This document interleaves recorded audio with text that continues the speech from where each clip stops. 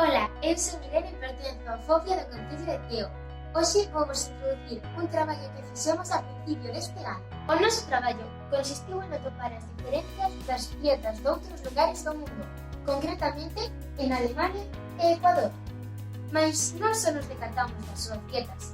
Neste traballo especificamos na súa cantidade, forma de cociñalas e canto contaminan.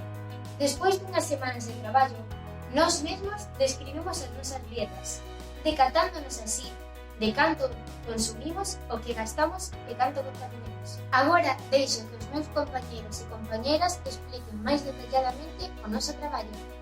Expuxemos a todo o grupo as respostas de cada grupo e concluímos que as nosas dietas familiares se parecían máis á familia alemana, aínda que moitos de nós, ao vivir no rural, consumíamos moitos produtos de horta e de tempado. Na seguinte xuntanza, cada unha de nós levamos unha lista de produtos que consumíamos nas nosas familias durante unha semana e fixemos en grupos catéis con esos produtos, recortando os mesmos de catálogos de supermercados que tamén levamos a reunir. Por exemplo, as de cor verde son as que son máis boas para a ecoloxía do planeta e beneficiosas para nós. En amarelo estarían os alimentos que non son tan beneficiosos, pero non son malos de todo.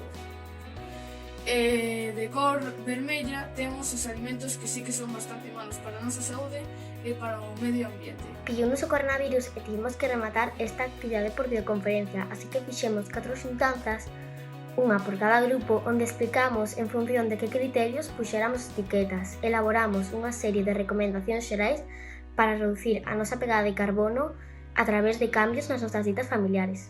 As recomendacións máis importantes que fixemos son: comprade produtos a granel, comprade en mercados de proximidade e a produtores locais. O consumo de carne vermella hai que reducila porque se tomas carne vermella en exceso pode darche máis probabilidades de cáncer, enfermedades cardiovasculares e ter diabetes. É mellor comprar envases de vidros de plástico porque o vidro non ten impacto con o medio ambiente como ten o plástico, podes reutilizar todas as veces que ti queiras sen perder a súa calidade. E tampouco ten ningún componente tóxico que se pode traspasar a comida.